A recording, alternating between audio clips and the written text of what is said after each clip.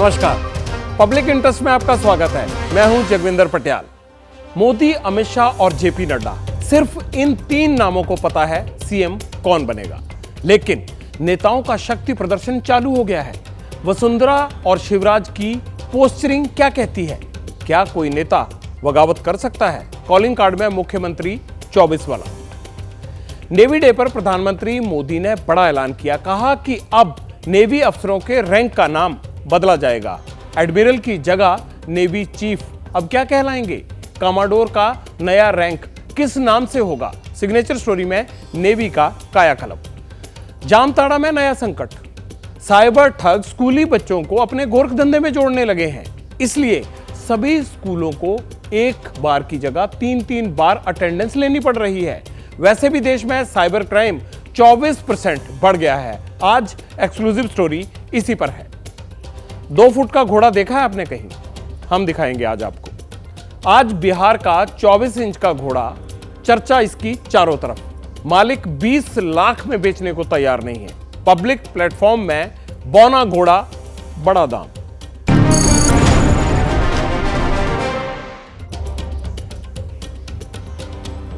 आज तेलंगाना का नया सीएम तय हो गया। कांग्रेस रेवंत रेड्डी को मुख्यमंत्री बनाएगी। 7 तारीख को शपथ ग्रहण होगा। लेकिन बीजेपी क्या करेगी? राजस्थान, मध्य प्रदेश, छत्तीसगढ़ में कौन मुख्यमंत्री होगा? पब्लिक का इंटरेस्ट ये जानने में है और सियासतदानों का भी। इसीलिए नेताओं की दिल्ली दौड़ जारी है। अब से थोड़ी देर पहले बीजेपी अध्यक्ष जेपी नड्डा पीएम आवास पहुंचे। 3 राज्यों के सीएम के नामों पर चर्चा चल रही है। फाइनल फैसला जैसे ही होगा हम आपको बता देंगे।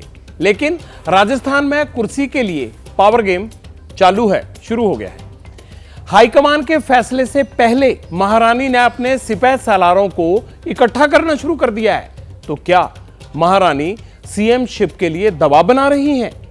कहीं कोई बगावत का इरादा तो नहीं? अब प्रधानमंत्री मोदी क्या करेंगे?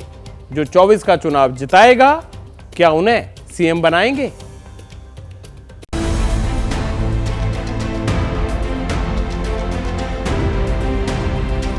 सियासत के बिसात पर पूरे चुनाव शांत रही वसुंधरा। अब खुलकर चालें चल रही हैं। चुनाव नतीजे आए 24 घंटे भी नहीं हुए थे कि महारानी और उनका सपोर्ट करने वाले विधायक एक तरफ नजर आने लगे। जब तक दिल्ली से आदेश आता कि कोई भी नेता सीएम वाली पोस्चरिंग ना करे, तब तक पहला पासा फेंक दिया। 13 सिविल लाइन यानी अपने घर पर वसुंधरा राजे ने डिनर पॉलिटिक्स के नाम पर विधायक जुटाए। शिष्टाचार मुलाकात के नाम पर। ये डिनर है तो और धन्यवाद भी देना है, बने हैं और 2 बार सीएम रही हुई है तो इसलिए हम आए हैं। हमारे मैडम के यहाँ पे हम मिलने आए थे, 12 के सारे एमएलए कर्टसी के नाते मिलने आए थे। डिनर खत्म हुआ लेकिन मुलाकातों का सिलसिला नहीं। आज भी वसुंधरा बिजी रही। दोपहर तक कई और एमएलए महारानी की चौखट पर हाजिरी लगाने पहुंच चुके थे। दिल्ली में बैठे बीजेपी आलाकमान को सिग्नल क्लियर था। दावा होने लगा 2 दर्जन नहीं 70 विधायक साथ हैं। ये बात कहने 6 बार के विधायक और वसुंधरा राजे सिंधिया के बेहद वफादार माने जाने वाले कालीचरण सर्राफ सामने आए। परसों और कल में मिला के 70 विधायक पहुंचे। वसुंधरा जी के पास 70 विधायक कल परसों मिला। यस, वसुंधरा जी की कैपेबिलिटी जबरदस्त है, एडमिनिस्ट्रेटिव पावर बहुत जबरदस्त है और निश्चित रूप से वो पूरे प्रदेश को कंट्रोल कर सकती है। जब उनका एक विजन है और वो पार्टी को आगे ले जा सकती है। वसुंधरा जी जहाँ जहाँ गई वहाँ पार्टी जीती है। वसुंधरा हमारी नेता हैं, लेकिन फैसला पार्टी हाईकमान लेगी। दिन खत्म होने तक कई और विधायक इसी लाइन पर बयान देने सामने आ गए। पार्टी दफ्तर पहुंचकर भी ये कहने से गुरेज नहीं किया कि हाँ, मिलने तो गए थे। वसुंधरा जी हमारे वरिष्ठ लीडर है, उनसे मिलने हम भी गए हैं। समर्थन का कोई विषय नहीं, हम मिलने गए थे और मिलने जाएंगे। हमारे राष्ट्रीय उपाध्यक्ष कोई सीएम मुख्यमंत्री है, हमारी सबकी आदर्श है। सीएम का कोई मुद्दा नहीं है। ये सीएम का मुद्दा है जहाँ है, यहाँ कहीं भी सीएम का मुद्दा नहीं है। भारतीय जनता पार्टी का ही सीएम बनेगा। जो जनता की मांग है वो वसुंधरा जी है। वसुंधरा जी को सीएम बनाना चाहिए। बीजेपी ने 199 में से 115 सीटों पर जीत दर्ज की है। बहुजन समाज पार्टी और निर्दलियों को मिलाकर 15 एमएलए हैं। वसुंधरा समर्थक दावा कर रहे हैं कि 70 महारानी के साथ हैं। अब निर्दलीय और बागी क्या करेंगे, तो वसुंधरा ने उन्हें भी साधना शुरू कर दिया। Good morning ma'am. Thank you very much. जब वीडियो वायरल हुआ जिसमें वसुंधरा राजे सांचौर के विधायक जीवाराम चौधरी से बात कर रही थी, जीवाराम चौधरी बीजेपी से बागी होकर चुनाव लड़े थे। जयपुर आ रहे हैं, Jaipur. Good morning ma'am. Thank you very much. Thank you. कैसे हैं आप? सांचौर में हो मैम, सांचौर में। तो आ रहे हैं, जयपुर आ रहे हैं, जयपुर। मतलब साफ है, वसुंधरा एक बार फिर वही कर रही हैं जो सालों साल करती रही हैं। दिल्ली चाहे जो कहे, महारानी का अंदाज नहीं बदलने वाला। सीएम की दावेदारी में खुद को अव्वल प्रोजेक्ट करना, नेताओं को घर बुलाना किसी रणनीति का हिस्सा है, मगर फाइनल फैसला तो मोदी को करना है। और देखना यह भी है कि 24 के चुनाव में सीएम की वजह से कोई तनाव ना हो। वसुंधरा राजे को राजस्थान में किसी इंट्रोडक्शन की जरूरत नहीं है। सवाल है कि क्या बीजेपी वसुंधरा पर दोबारा दांव लगाएगी? सूत्रों के मुताबिक राजस्थान में यूपी जैसा फॉर्मूला रिपीट कर सकती है बीजेपी। एक सीएम, दो डिप्टी सीएम।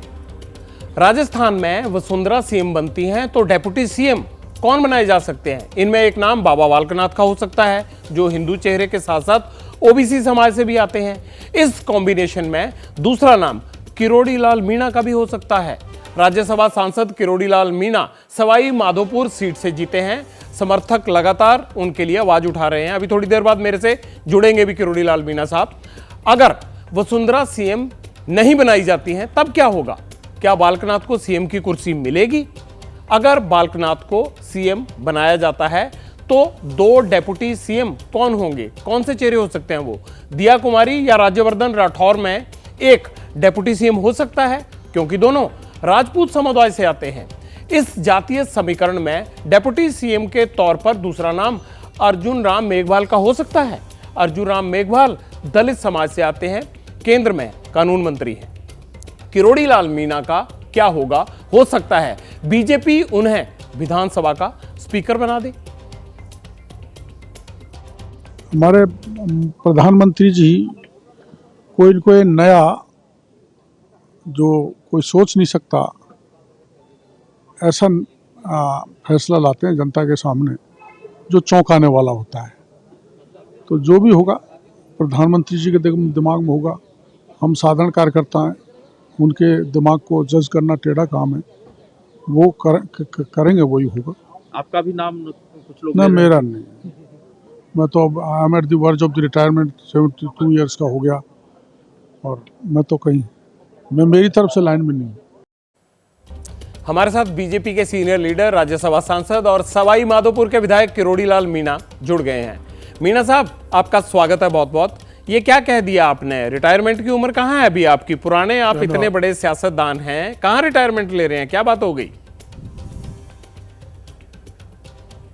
नहीं, मेरी उम्र 72 साल हो गई और हमारी पार्टी में 75 की लाइन है ही। तो I am at the verge of the retirement. वैसे मेरी काम करने की क्षमताएं अपूर्व हैं, बहुत परिश्रम करता हूं, लेकिन ये जो मुख्यमंत्री का फैसला है ये पार्लियामेंट बोर्ड तय करता है। माननीय प्रधानमंत्री वो तो हमें भी पता है। मीणा साहब, आपके हिसाब से कौन सा चेहरा राजस्थान में सीएम के तौर पर या सीएम के लिए काबिल है? मैंने आपके चैनल को सुबह बता दिया था। दोबारा बता दीजिए सर एक बार। टू जज the mind of prime minister. ये बहुत मुश्किल है माननीय प्रधानमंत्री जी के दिमाग को पढ़ना।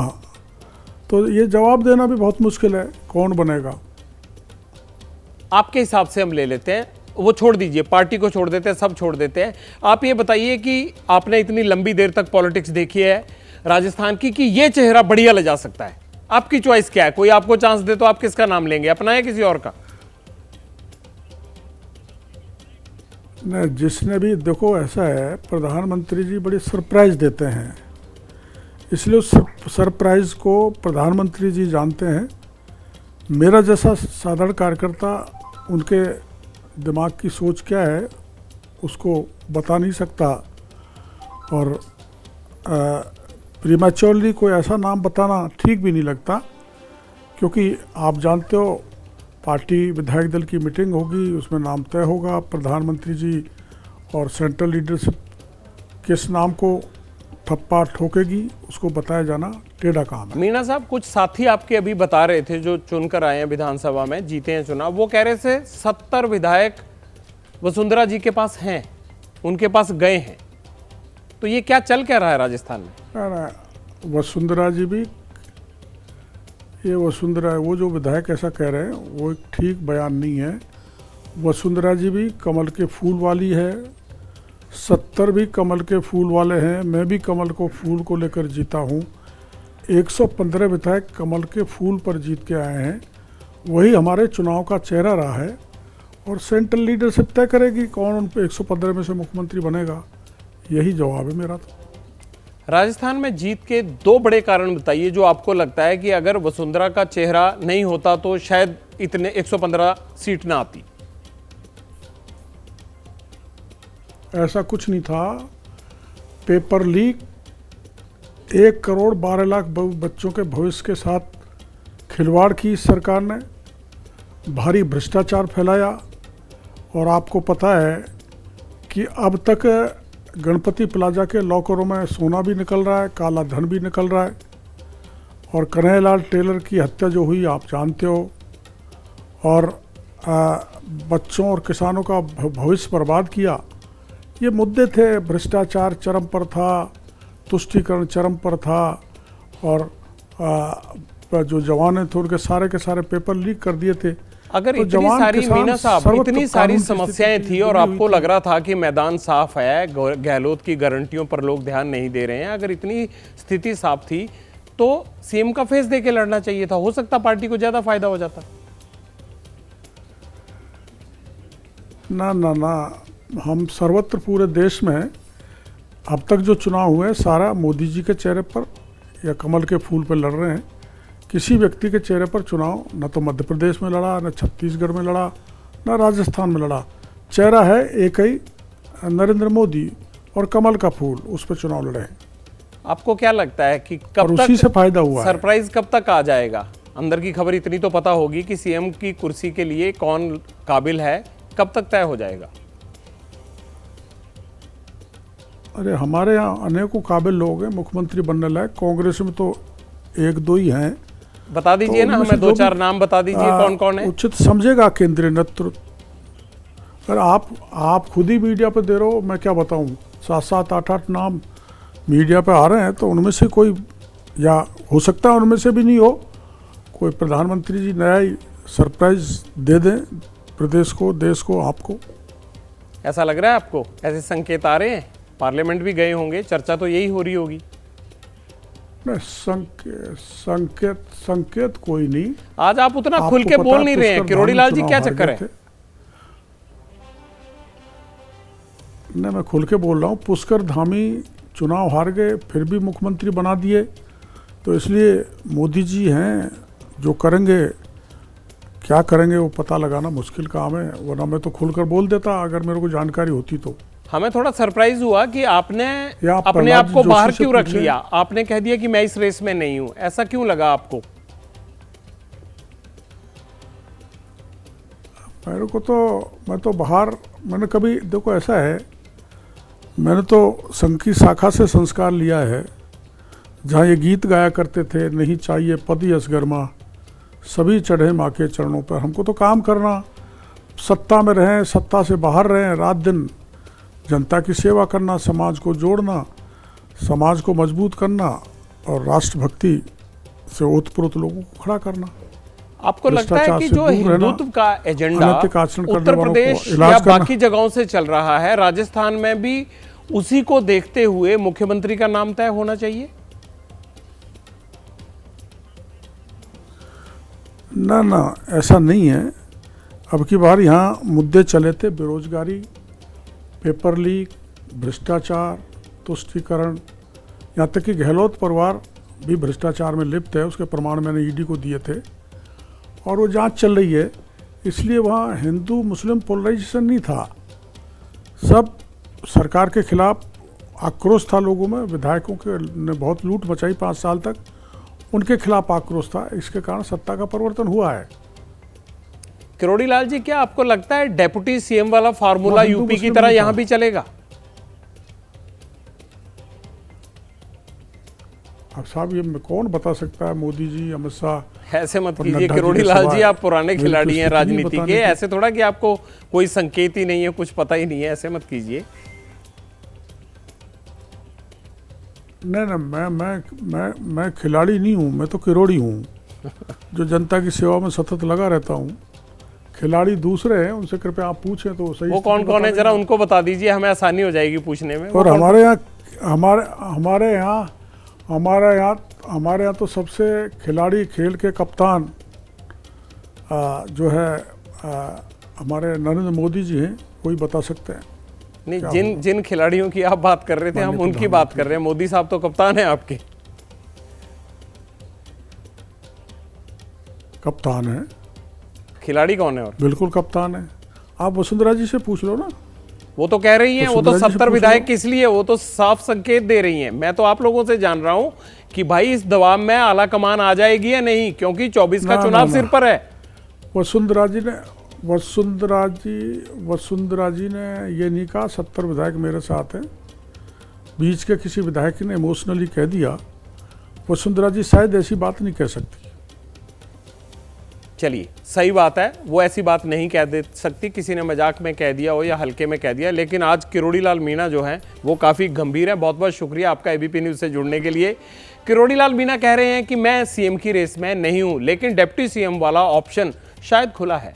एक तरफ राजस्थान में वसुंधरा का पावर शो चल रहा है, तो महंत बालकनाथ के लिए भी खेमेबंदी शुरू हो गई है। संत समाज बीजेपी केंद्रीय नेतृत्व से बाबा बालकनाथ को राजस्थान का मुख्यमंत्री बनाने की मांग कर रहा है। अखिल भारतीय अखाड़ा परिषद और निरंजनी अखाड़ा दोनों बाबा बालकनाथ के समर्थन में आ गए हैं। बहुत अच्छे संत है, योगी संत है, बाबा बालकनाथ जी का नाम है। और मैं समझता हूँ उनका नाम राजस्थान में नहीं पूरे हिंदुस्तान में उनका नाम है। तो मैं समझता हूँ बहुत अच्छा होगा अगर वो मुख्यमंत्री बनेंगे, क्योंकि उसका तो बीवी बच्चे नहीं है, उसका तो अपना कोई नहीं, समाज ही उसका है। जिसका समाज होता है वो संत जो है समाज के लिए कार्य करता है। अगर हमारी भारतीय जनता पार्टी उनको सीएम बनाती है तो मैं समझता हूँ बहुत अच्छी बात है। संपन्न है वो, उनकी बहुत बड़ी संस्था है। और अगर वो राजस्थान के मुख्यमंत्री बनते, राजस्थान को भी फायदा होगा, हरियाणा को भी फायदा होगा। रोहतक में बहुत बड़ी गद्दी है उनकी, और राजस्थान उनका राजनीतिक क्षेत्र है। हाई कमान की बीजेपी की बात अगर बनाती है तो बहुत अच्छी, हम तो संत का स्वागत करेंगे। ये तो राजस्थान की उठापटक है। उधर मध्य प्रदेश और छत्तीसगढ़ में क्या हुआ? सीएम को लेकर दावेदारों का पेच तो वहां भी फंसा हुआ है। एक पोस्ट के लिए कई कद्दावर नेता सपने देख रहे हैं। हालांकि वो सपने साकार होंगे या नहीं, यह तो दिल्ली दरबार की मर्जी से ही होगा।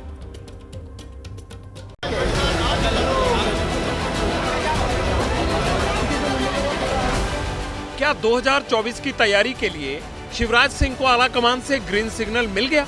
ऐसा इसलिए क्योंकि मध्य प्रदेश में जिन चेहरों को सीएम कैंडिडेट बताया जा रहा था, उनमें से ज्यादातर आज कैमरे के सामने नहीं आए।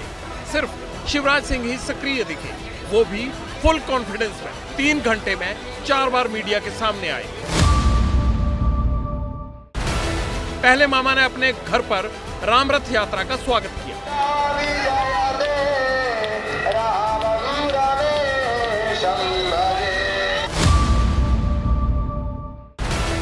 शिवराज सिंह चौहान ने जनता के लिए 2 दिन में दूसरी बार वीडियो संदेश जारी किया। मैं मुख्यमंत्री का दावेदार ना तो पहले कभी रहा और ना आज हूं। मैं एक कार्यकर्ता के नाते सदैव भारतीय जनता पार्टी मुझे जो भी काम देगी उस काम को समर्पित भाव से, अपनी संपूर्ण शक्ति, क्षमता और प्रामाणिकता, ईमानदारी से सदैव करता रहूंगा। प्रदेश की जनता का एक बार फिर से आभार। शिवराज ने आभार तो लाडली बहनों का भी जताया। एक बार फिर उनसे मिले। शायद ये तस्वीरें उन नेताओं को जवाब था जो कह रहे थे कि मध्य प्रदेश में बीजेपी की जीत लाडली बहनों की वजह से नहीं, बल्कि मोदी की मेहनत के चलते मिली। हालांकि थोड़ी देर बाद शिवराज का एक ऐसा बयान आया जिसने दूसरे चेहरों को रेस से काफी पीछे कर दिया। मामा ने कहा, कमलनाथ के गढ़ जाऊंगा, लोकसभा की सारी सीटें जितवाऊंगा। 29 की 29 लोकसभा की सीटें जीतना ये हमारा अगला लक्ष्य है। वो तो हमेशा रोते ही हैं, चुनाव के बाद यही करते हैं। वैसे जिस वक्त शिवराज सिंह चौहान भोपाल में नपेतुले शब्दों में भावी सीएम होने का दम भर रहे थे, ठीक उसी वक्त दिल्ली में मध्य प्रदेश के बीजेपी अध्यक्ष वी.डी. शर्मा जेपी नड्डा और पीयूष गोयल से मिले। शिष्टाचार वाली इस मुलाकात के मायने भी निकाले जाने लगे। वी.डी. शर्मा अभी तक मेरी समझ में उस तरह से रेस में नहीं है, और उस रेस में जितना सबसे बड़ी ताकत के तौर पर शिवराज उभरे हैं मध्य प्रदेश में, तो ये तो अभी बड़ा अनिश्चित सा पूरा माहौल है। शिवराज को ही मुख्यमंत्री बनने की संभावना है। छत्तीसगढ़ का क्या हाल है? आज सीएम फेस पर बयानबाजी कितनी आगे बढ़ी? रमन सिंह, रेणुका सिंह, ओपी चौधरी, अरुण साहब, और उसके बाद अब किसका नाम उछला? पार्टी का एक छोटा सा सिपाही हूँ और आज करीब 30 साल हो गया है। भारतीय जनता पार्टी ने विभिन्न पदों पर सेवा का मौका दिया है। 2 बार विधायक रहा, 4 बार लोकसभा का सांसद रहा, 3 बार प्रदेश अध्यक्ष का दायित्व भी मिला है, और आगे भी पार्टी का जो आदेश होगा वो हमारे लिए सिरोधार्य होगा। सीएम कौन बनेगा ये बीजेपी तय करेगी, लेकिन समर्थक अपने नेता की पोजीशन मजबूत करने में जुटे हैं। मनेंद्रगढ़ में रेणुका सिंह के लिए हवन पूजन शुरू हो गया। कल बेटी ने कहा था, मां को सीएम बनते देखना चाहती हूं, अब मनोकामना पूरी करने के लिए यज्ञ। वैसे सूबे को महिला सीएम मिले, ये मांग अब कांग्रेस से भी उठी है। रेणुका जी का तो हमारे बीच की हैं, सरगुजा की हैं, सरगुजा लोकसभा की भी हैं, जीत के भी आई हैं, अनुभव भी है, मंत्री के रूप में भी काम किया, उनको भी मौका मिल जाएगा तो मुझे व्यक्तिगत तौर पे भी खुशी होगी कि अपने बीच से मुख्यमंत्री बन गए। वैसे सच पता क्या है? चाहे कोई पावर पॉलिटिक्स कर ले, नेताओं को इकट्ठा करे, हवन पूजन करे, बयानबाजी कराए, सोशल मीडिया पर हवा बनवाए, कोई फर्क नहीं पड़ता। असली फैसला प्राइम मिनिस्टर नरेंद्र मोदी की मर्जी से ही होना है, और मोदी को सरप्राइज की आदत है। इसके लिए हम तो तैयार हैं, नेता भी तैयार रहें।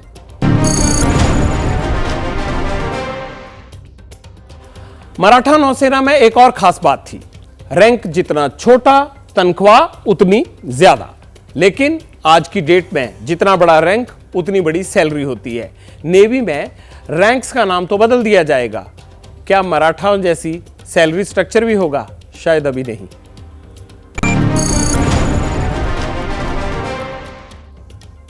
आंध्र प्रदेश में दोपहर में तूफान मिचोंग का लैंडफॉल हुआ और शाम होते होते ये कमजोर पड़ गया। लेकिन ये तूफान के पीछे बर्बादी के क्या क्या निशान छोड़ गया। कहीं सड़कें टूट गई तो कहीं घरों में पानी घुस गया। घंटों तक लोग ट्रैफिक जाम में फंसे रहे। रेलवे को ट्रेनें कैंसिल करनी पड़ी तो फ्लाइट्स पर भी तूफान का जबरदस्त असर पड़ा।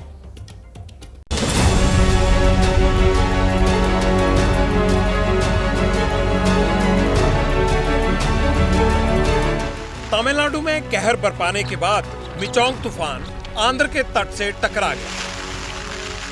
110 किलोमीटर प्रति घंटा की रफ्तार से चली हवाओं ने दोनों राज्यों में भारी तबाही मचाई। आंधी बारिश से पेड़ खंभे उखड़ गए और मकान ध्वस्त हो गए। समंदर की लहरों से लाखों मछलियां जमीन पर लैंड कर गई।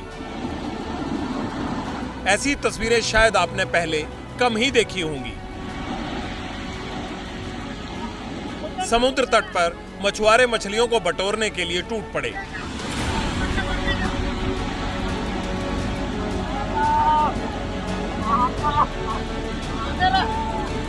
यह आंध्र प्रदेश के विशाखापट्टनम में हुआ और वजह थी मिचोंग तूफान।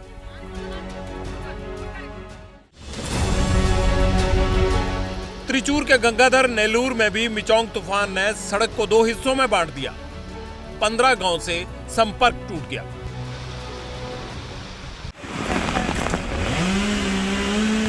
आंध्र के तिरुमाला पर इस तूफान की ऐसी मार पड़ी कि महंगी गाड़ियां कबाड़ में तब्दील हो गई। 25 एकड़ से ज्यादा फसल बर्बाद हुई। ये तिरुपति का श्रीकालहस्ती इलाका है। यहाँ की चित्तूर झील से निकला पानी चित्ताथुर गांव में प्रलय बनकर आया। हालांकि गांव के लोगों ने समय रहते तालाब का किनारा खोद दिया, जिस वजह से सैकड़ों लोगों की जानें बच गई।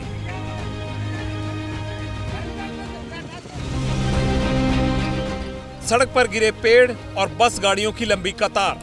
तस्वीरें आंध्र प्रदेश के कृष्णा जिले की हैं। तूफानी हवाओं ने यहां सब तहस नहस कर दिया। कई घंटों तक लोगों को जाम में ही फंसे रहना पड़ा। मिचोंग की वजह से चेन्नई के हालात सबसे ज्यादा डरावने हैं। यहाँ सरकारी दफ्तर से लेकर प्राइवेट कंपनी के ऑफिस और घर पानी में डूब गए। जान माल का नुकसान हुआ। तूफान से तमिलनाडु में 8 लोगों की मौत हो गई। चेन्नई में 300 लोगों का रेस्क्यू किया गया। गर्भवती महिलाओं, बच्चों और बुजुर्गों को सुरक्षित जगह भेजा गया। किसानों की सैकड़ों एकड़ फसल बर्बाद हो गई। आंध्र में एनडीआरएफ और एसडीआरएफ की 29 टीमें तैनात की गई। असल में मिचोंग के लैंडफॉल की तस्वीरों ने सबको डरा दिया। तिरुपति, नेल्लोर, प्रकाशम, बापटला, कृष्णा, पश्चिम गोदावरी, कोनसीमा, काकीनाडा जिले में रेड अलर्ट जारी करना पड़ा। मंगलवार की दोपहर तक मिचोंग ने विकराल रूप धारण किया तो प्रशासन के हाथ पैर फूल गए। बापटला के समुद्री इलाके में एनडीआरएफ के जवान मुस्तैद दिखे। तटीय इलाकों में लगातार तेज मूसलाधार बारिश हो रही है और लगातार तेज हवाएं चल रही हैं। हवा की गति 80 से 100 किलोमीटर प्रति घंटे की रफ्तार में है। हम इस वक्त बापटला इलाके में है, बापटला जिले में है और ये समुद्री किनारा है और आप तस्वीरों को देखकर आप अनुमान लगा सकते हैं कि कितनी तेज हवाएं चल रही हैं और समुद्र में रुद्र रूप देखने को मिल रहा है। समुद्र में मिचोंग चक्रवात की वजह से चेन्नई में फंसे अभिनेता आमिर खान। 24 घंटे तक चेन्नई की बाढ़ में फंसे रहे आमिर खान। 24 घंटे बाद किया गया आमिर खान का रेस्क्यू। सोशल मीडिया पर तमिल एक्टर ने पोस्ट की आमिर की तस्वीरें। ये बड़ी खबर इस वक्त की आ रही है। आमिर खान भी फंस गए थे चक्रवात के इस तूफान में। मुसीबतें पूछ कर नहीं आती, तूफान आते हैं, आगे भी आएंगे। जान माल की ज्यादा नुकसान ना हो, इसलिए सिस्टम को हमेशा कमर कसकर रखनी चाहिए। दिक्कतें हमेशा आती हैं। तूफान में कैसे खुद को महफूज बनाएं, ये बड़ा जरूरी है। वाहन लेकर घर से बाहर नहीं निकलना, बिजली के खंभों से दूर रहें, घर में बिजली उपकरणों का इस्तेमाल ना करें, घर की छत पर जाने से बचें, पेड़ या फिर किसी जर्जर मकान के पास खड़े नहीं होना। तेज हवा से वो टूटेगा तो आपको भी नुकसान होगा। समुद्री तट को बिल्कुल आसपास उसके नहीं रुकना। सावधानी में ही सुरक्षा है, इसलिए दूसरे से पहले खुद अपने आप को बचाएं, अपने पर भरोसा करें। ये चीजें ध्यान में रखनी है। लेकिन महत्वपूर्ण क्या है? महत्वपूर्ण क्या है कि जान बची तो लाखों पाए, इसलिए इस नुकसान से आपको बचाव रखना है।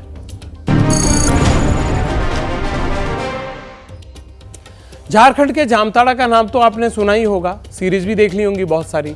साइबर क्राइम का गढ़ माना जाता है। यहाँ के लुटेरों पर वेब सीरीज जो आई हैं उन्हें देखा ही नहीं गया, सराहा भी गया। बहुत से लोगों को उसी से पता लगा कि जामताड़ा में होता क्या है। जामताड़ा की नई कहानी ये है कि चंद मिनटों में आपकी गाड़ी कमाई पर डाका डालने वाले जामताड़ा के साइबर लुटेरों को अब नए ठग चाहिए होते हैं। कौन है ये नए ठग? आपको इन ठगों की वजह से जामताड़ा के शिक्षा विभाग में क्यों हड़कंप मच रहा है? आखिर ऐसा क्या हुआ कि स्कूलों में हाजिरी के नियम तक बदलने पड़े? झारखंड के जामताड़ा का ये गुलाबी राय गुटगुटिया स्कूल है। क्लास बच्चों से खचाखच भरी है, लेकिन हर बच्चे के माथे पर शिकन है। बच्चे परेशान हैं और हैरान हैं। पढ़ाई की बजाय बच्चे और टीचर दोनों का फोकस अटेंडेंस रजिस्टर पर है। आखिर ये हो क्या रहा है? झारखंड का जामताड़ा देश के अलग अलग हिस्सों के लोगों की गाड़ी कमाई एक झटके में हड़पने वाले साइबर लुटेरों का गढ़ है।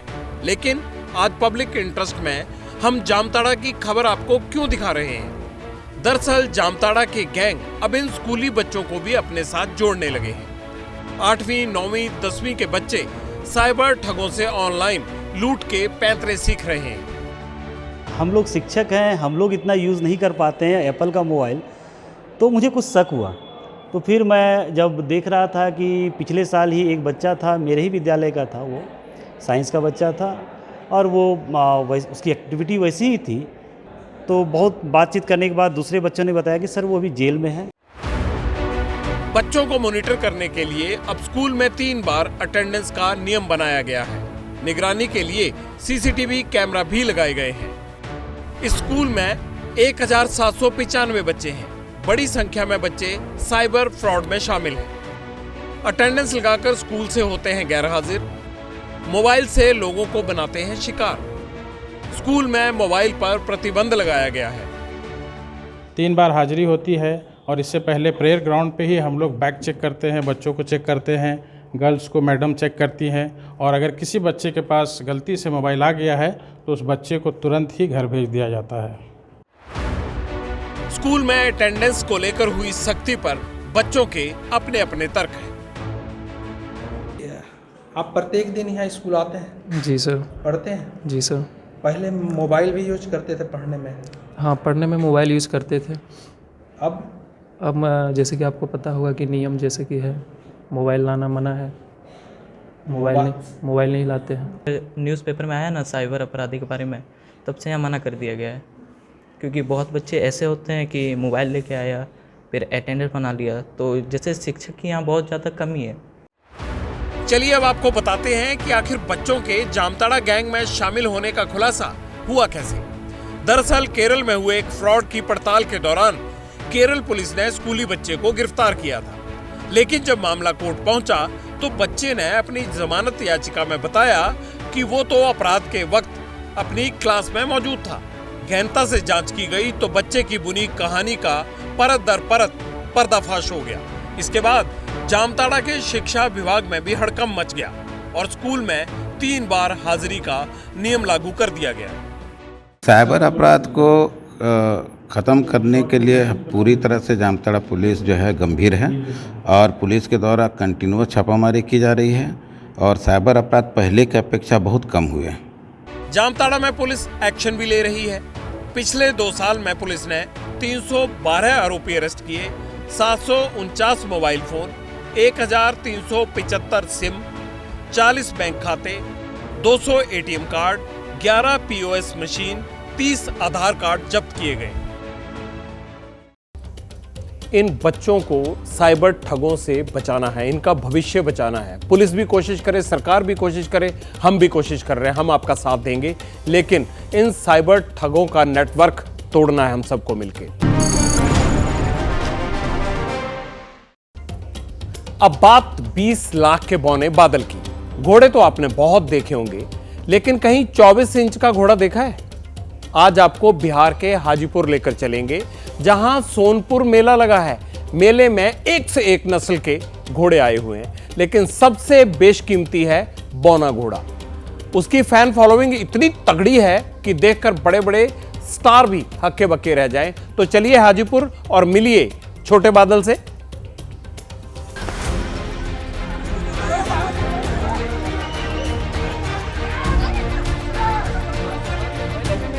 अगल बगल में लोगों का हुजूम और बीच में 20 लाख का बौना बादल। इस घोड़े की उम्र 3.5 साल है और कद 24 इंच। अजब बादल का गजब क्रेज है भाई, जैसा किसी बड़े फिल्म स्टार का होता है। कोई सेल्फी खिंचा रहा है, कोई गर्दन सहला रहा है, तो कोई प्यार लुटा रहा है।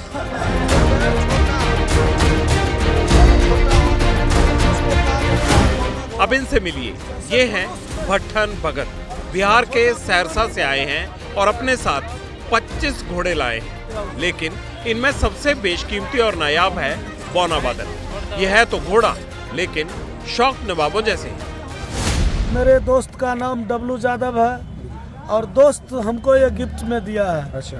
हम इसको जो है सो मान के चलिए, जैसे प्यारा कुत्ता को आदमी पालता है वैसे हम घोड़ा को पालते हैं। हम बचपन से घोड़ा का शौकीन है और घोड़ा को हम पाल के रखे हैं और हम इसके लिए, इसके शौक के लिए, अपने शौक हो या समझ लीजिए घोड़ा का शौक हो। सोनपुर में सिंधी, पंजाबी और बलूची नस्ल के घोड़ों की इतनी डिमांड नहीं है जितनी बोली छोटे बादल की लगी है।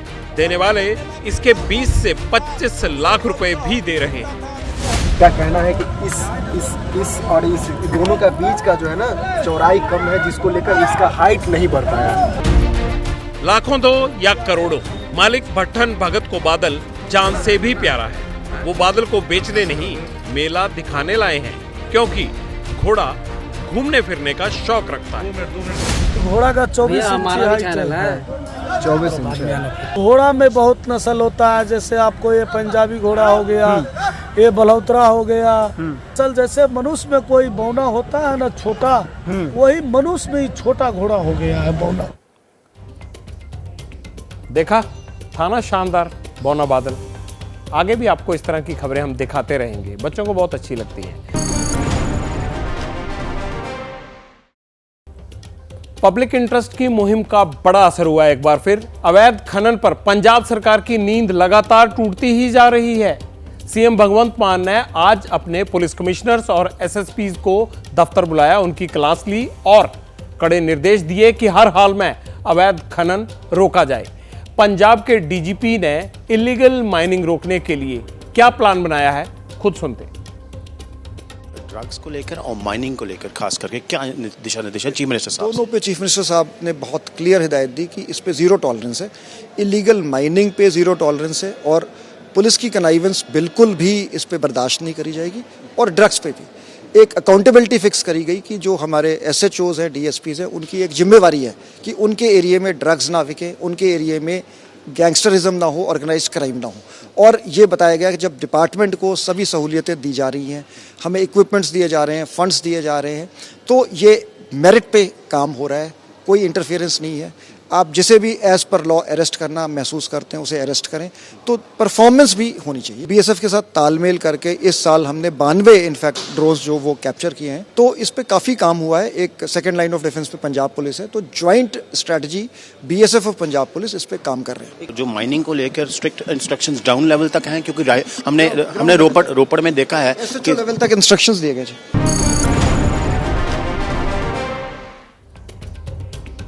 सही बात है, ना तो मिलीभगत पुलिस की होनी चाहिए ड्रग्स और इलीगल माइनिंग में, और ना ही किसी नेता की होनी चाहिए। सख्त कार्रवाई होनी चाहिए अगर ऐसा होता है। अब देख लेते हैं आपके कमेंट्स क्या हैं जल्दी से।